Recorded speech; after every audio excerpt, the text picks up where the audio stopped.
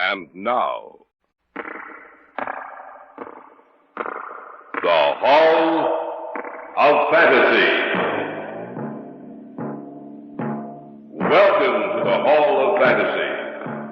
Welcome to the series of radio dramas dedicated to the supernatural, the unusual, and the unknown. Come with me, my friends. We shall descend to the world of the unknown and forbidden, down to the depths where the veil of time is lifted, and the supernatural reigns as king. Come with me and listen to the tale of the Black Figurine of Death. Is that you, David? Yes, I heard a shot. So did we. I thought it was one of you. It was Sawyer. He came out late tonight. I found him out in the mausoleum about an hour ago. Here's his room. Try the door. It's open. He's on the floor. Is he? Yes. He's dead.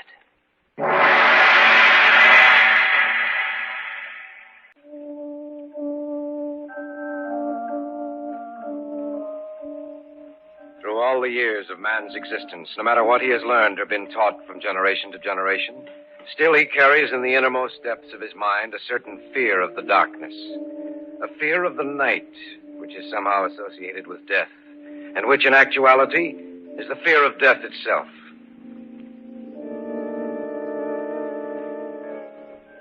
Each of us in his lifetime will probably come in contact with some psychic phenomenon, either directly or indirectly through the experience of a relative or acquaintance.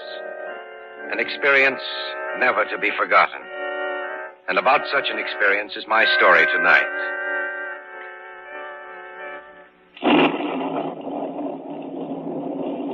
I was there with the others the night he died. We stood at the foot of the bed, Joyce and Harold and I. Amos Jansen's head was cushioned on a pillow, and in his hand he held a little figurine.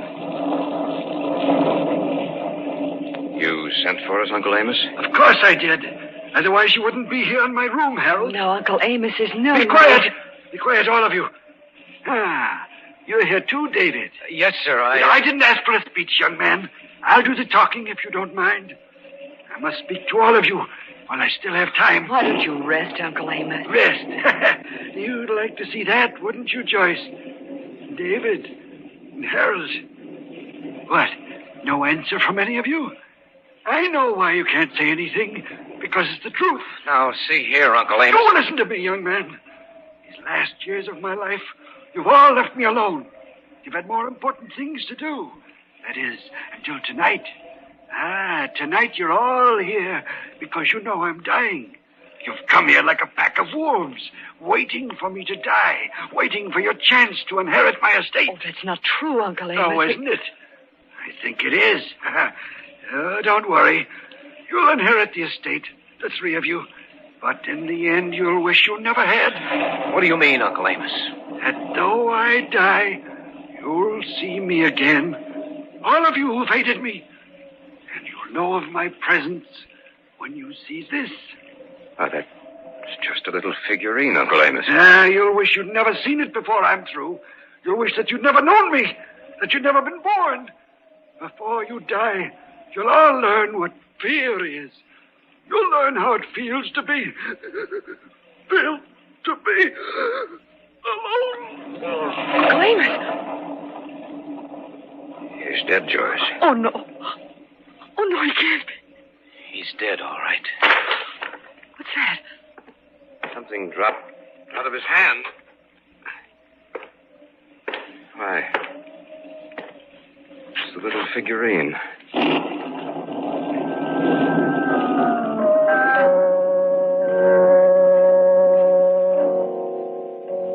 The little figurine lay there on the floor. It had fallen from Uncle Amos's hand just as he died. And when it struck the floor, it had broken into 3 pieces. I picked them up and held them in my hand. The pieces fitted together perfectly, much like the pieces of a jigsaw puzzle. It was a queer little figure, its arms raised in supplication, a look of fear upon its face.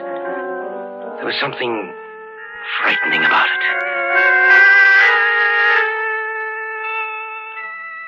3 days later, Uncle Amos was buried in the family mausoleum at the north end of the estate. A week after that, we had gathered again in the library of the old house with Carl Sawyer, the executor of the estate.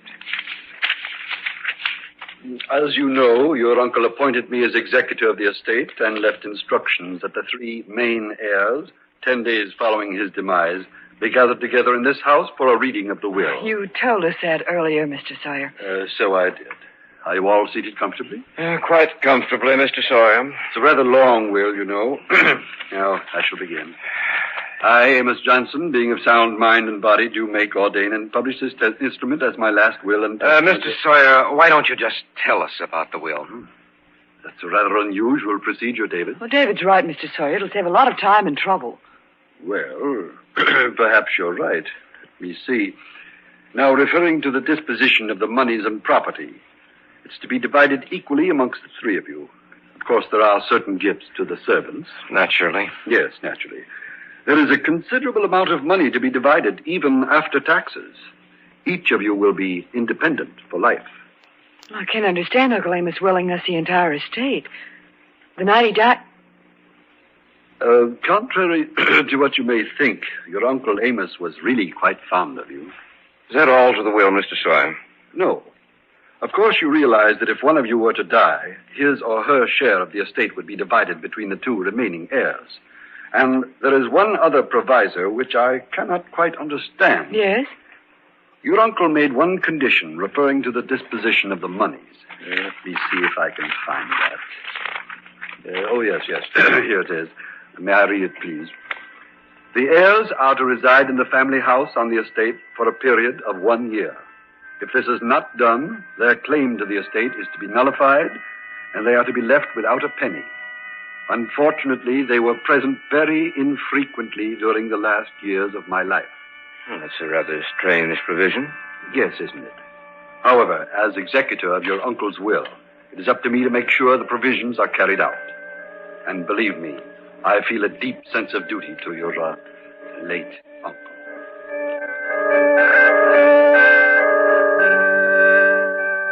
The four of us discussed the will until the early hours of the morning. We persuaded Sawyer to spend the night with us, to return to the city in the morning.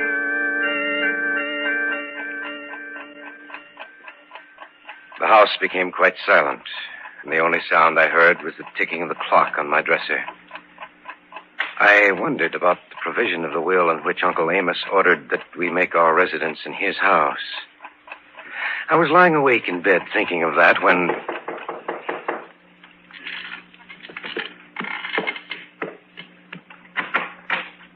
Standing outside my door in the hallway was the housekeeper. Mr. David? Yes, Emily? I found this in my bedroom tonight. Oh, let me see it. Here. Mm-hmm. It's a little black figurine, just like the one my uncle had.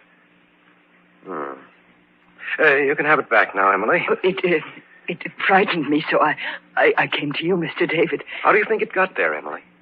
Well, there's something strange going on in this house, Mr. David. And I have an idea. I know who's in bed. Who's talking out there? Oh, it's you, David. And Emily. You're up rather late, aren't you? Yes, Mr. Sawyer. I was just going to bed. If you'll excuse me.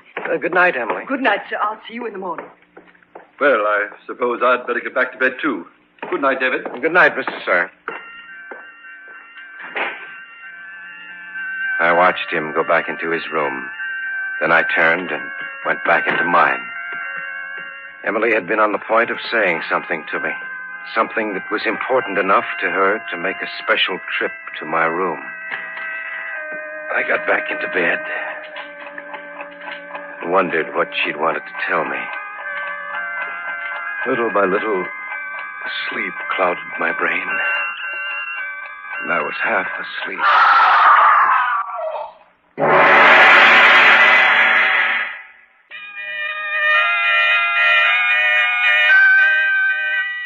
I had been just on the point of falling asleep. Sawyer, I heard someone scream. So did I, David. I don't know if I heard something. I know I did. There's David and Mr. Sawyer. Maybe they can tell us what happened. Did you two hear anything? It was a scream. First, I thought it might have been you, Joyce. I think it came from the servants' quarters. Emily. What did you say, David? It'll keep. Come on. Do you think it was the housekeeper, David? It has to be. Maybe she was just startled or something. Well, we'll see in a moment. No, that's a room just down the hall. I hope it's nothing serious. It was serious enough to make her scream. Emily! Emily, is anything wrong? Well, try the door, David. Right. It's unlocked. The light's on in there. She's not in bed. She's... Oh, on the floor. Maybe she fainted. No. She's dead. And look, right beside her, there's a little broken black figurine.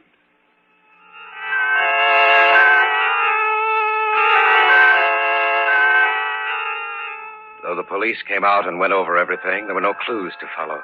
They said that Emily had been strangled, but there was nothing to indicate who might have done it. The police continued their investigation for almost a month.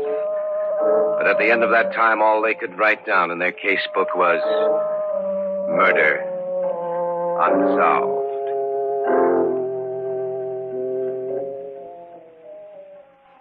One evening, about 6 weeks after Emily's death, Harold, Joyce, and I were in the living room.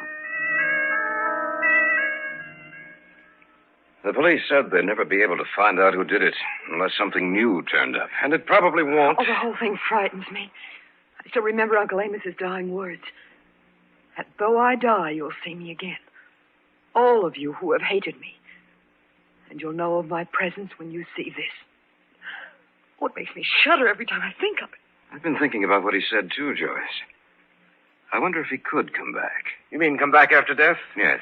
Don't be a fool, Harold. Once a man dies, he's dead. Is he? I'm not so sure of You that. shouldn't talk that way, Harold. It's frightening. Would you come out with me to the mausoleum, Dave? Why? I don't know. I just want to check, that's all. Well, I don't think either of you should go. I'll go, Harold. Well, I won't. That's all right, Joyce. No one expects you to.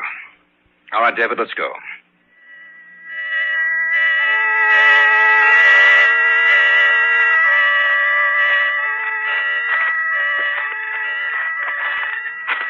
I've always had an interest in the supernatural, David. You know, there's certain things that happen, psychic phenomena, which have no normal or natural explanation. I've never seen any. Nor have I. But what's to say that Uncle Amos can't return? Oh, you got the key? Yeah. Open the door. It's a good thing we brought these flashlights. Yes, it's pretty dark in there. Shall we go in? I guess so.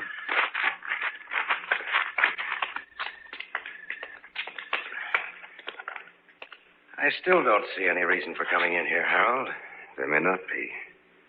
Then again, He's in that crypt over there.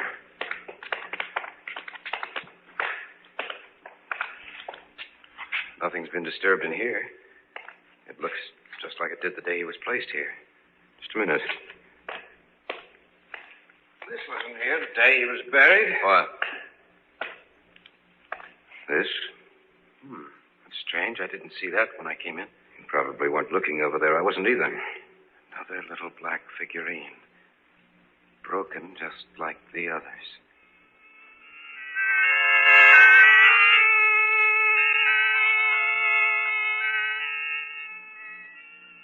It gave me an eerie sensation. The little figure was broken into 3 pieces. I looked at Harold, and he seemed to be as afraid as I was. We locked up the mausoleum again and went back to the house. By that time, I began to wonder if perhaps Uncle Amos was striking back at us from beyond the grave.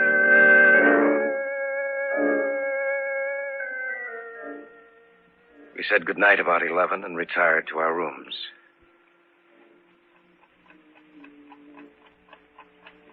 I couldn't get to sleep. I'd fall into a half doze and then snap out of it again. I felt as if someone were watching me. That there were unseen eyes in the dark waiting for me to fall asleep. I knew it was only my imagination, yet that feeling would not go away.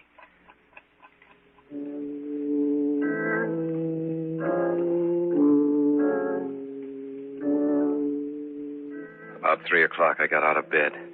I decided to return to the mausoleum. As I went out the front door, I noticed a light drizzle had sprung up. Something drew me toward the mausoleum, a compulsion, an inner force over which I had absolutely no control. I walked slowly up the gravel walk leading to the mausoleum, not even noticing the light rain which fell on me.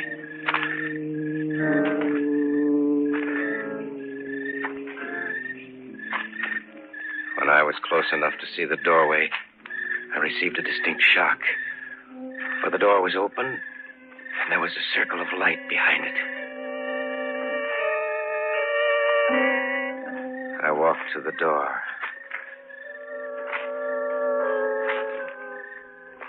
I tried to get through the door quietly. I jarred it a little, and the noise made the man inside whirl around. In his hand, he held a gun. David! What are you doing here? I might ask you the same question, Mr. Sawyer.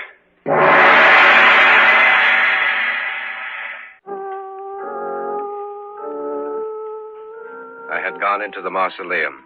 Standing there with a gun in his hand was the executor of the estate, Carl Sawyer. David! What are you doing here? I might ask you the same question, Mr. Sawyer. I began to wonder.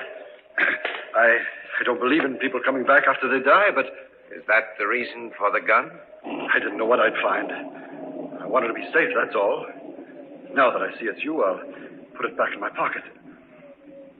By the way, David, what are you doing out here? I was restless. Harold thinks everything that's happened has some supernatural significance. All his talk made me nervous. I see. And do you think that there is something supernatural about the way Emily died? I don't know, Mr. Sawyer. I just don't know.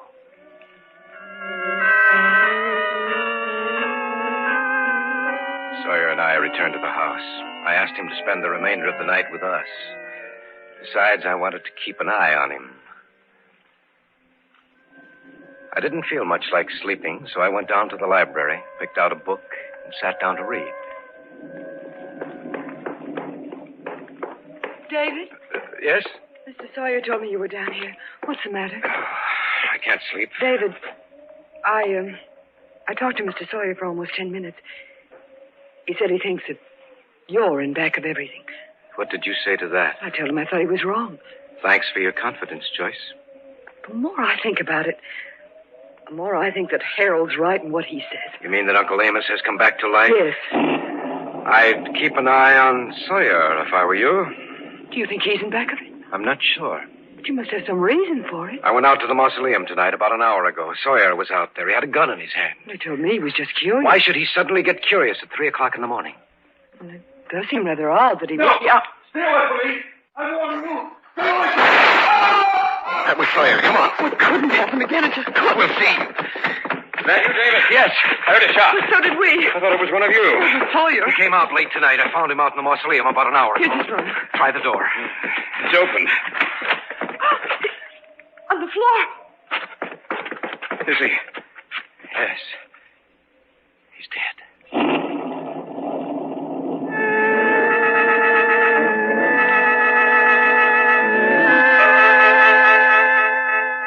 Sawyer lay there on the floor, sprawled in the grotesque position of death. By one outstretched hand was a gun, and by the other, broken into 3 pieces, was a little black figurine.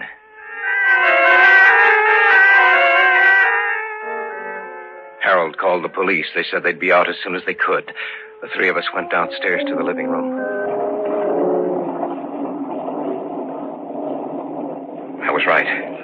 It is Uncle Amos who's behind it. Oh, it must be. There's no other explanation. I told you before that there are certain things which can never be explained.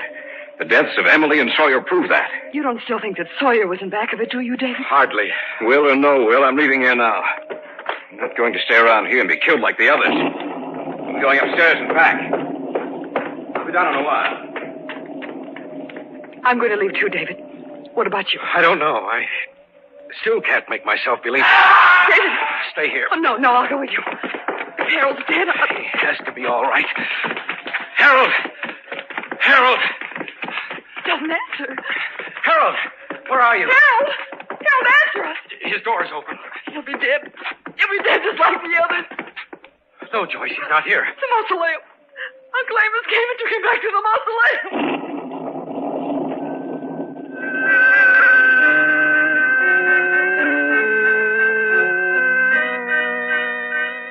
We went into Sawyer's room. Harold wasn't there, nor was Sawyer's gun.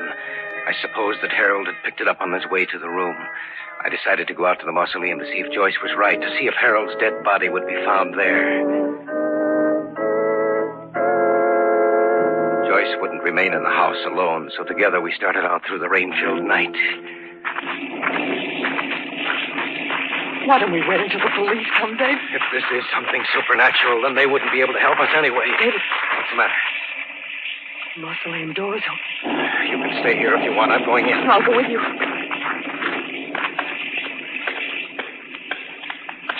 Stay close to me, Joyce. I will. I don't like it in here, David. Neither do I. But you're going to remain here for some time. David! That was Harold's voice. That's right. But turn the flashlight on. You can see me then. But we thought you... Dead? Hardly. But you two will be very soon. Here's a gun, David. That's right, Sawyer's gun. Plan this very carefully, David. When the police arrive, they'll find the three of you dead, and I'll be wounded. Tell them that Sawyer was behind it all, that he killed both of you out here, and that he came into the house searching for me. It was a fight. The gun went off, and he died. Then you killed Emily and Sawyer? Yes. I'm going to kill both of you, too. You don't think I believed all that hokum I fed you about Uncle Amos coming back, do you? Of course not. It served its purpose. And now you'll serve yours. Harold, look out and back up. How stupid do you think I am? Uncle Amos is coughing and slipping. Get out of the way, Harold. Get out of the way!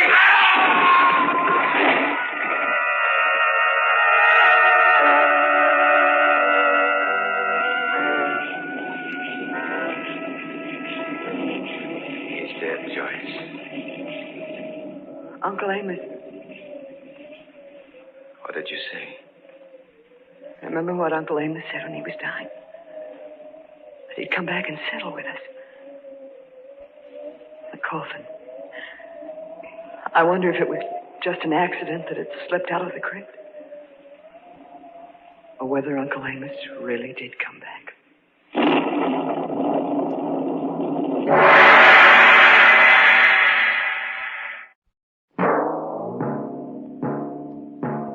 So runs tonight's tale of the unusual, the terrifying, the unknown. Join us again when next we journey down the corridors of the Hall of Fantasy to hear another strange tale of the supernatural. All characters and events portrayed in these programs are fictional, and any similarity to actual events or persons, living or dead, is purely coincidental.